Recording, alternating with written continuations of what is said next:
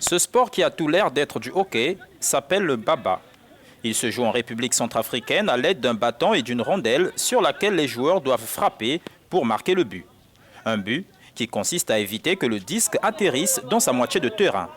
D'origine encore inconnue, le baba est un sport de rue qui n'existe qu'en Centrafrique. Tombé dans l'oubli, il fait son retour à Bangui et surprend particulièrement la jeune génération. Mais pour les personnes d'âge moyen et au-delà, la vue de ce jeu déclenche des souvenirs lointains, des moments plus heureux. C'est un jeu qui se pratiquait pendant la rite d'initiation à l'époque. C'est un jeu qui unissait les gens, qui rappelait les gens sur les valeurs de la vie en communauté.